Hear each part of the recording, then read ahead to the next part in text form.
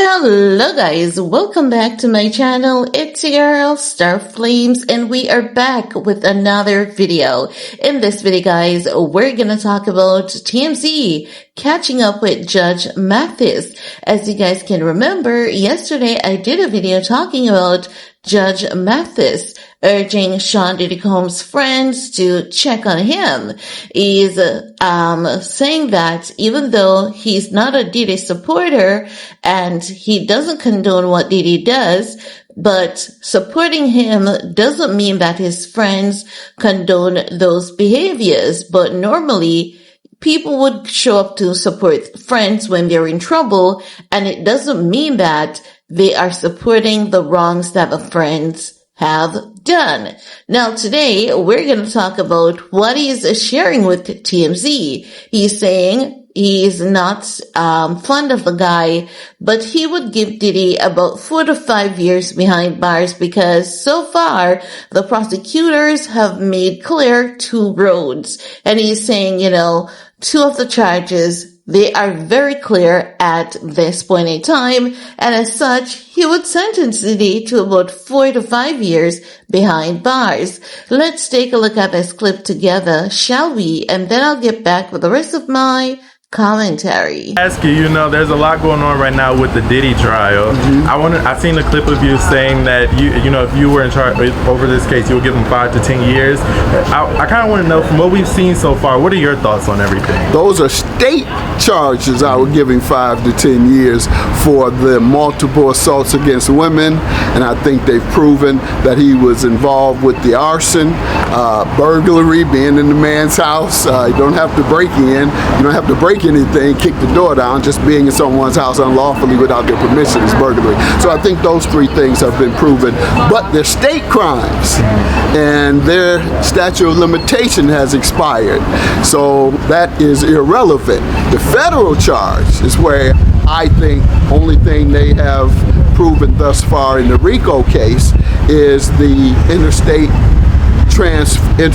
transfer of prostitutes, and perhaps now, from what I heard yesterday from Jane, I believe it is, she suggested that interstate transfer of drugs for personal use. The prosecutor charged, however, in the RICO with distribution.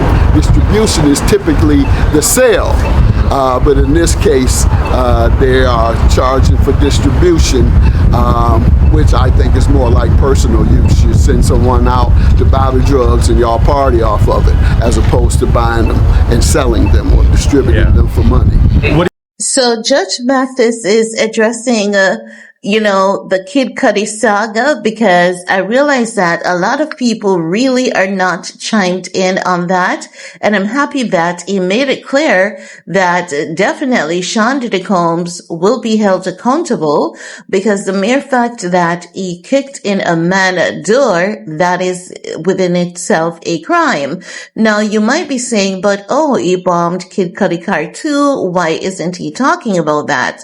Well, as you guys can remember, that evidence was tampered with, and a female fingerprint is strongly present at the scene. So that is not something that they can easily pin onto Sean Diddy Combs, but it's clear that Diddy did break into Kid Cudi's house, and that's why he's including that. Now, he also mentioned statute of limitation running out, and that is as to where Cassie Ventura is concerned for parts of the relationship, for parts, not in its entirety. Some of the claims would not hold up because of the statute of limitation, depending on the year that it took place. But let's say, for example, the things that Diddy, some of it would still hold, but when I say statute of limitation, or when he said it, he is talking about the times when Diddy forced Cassie to do the freak offs and stuff. So the year and stuff that those things happened, some of it will not stand because of the year that the statute of limitation was brought into play.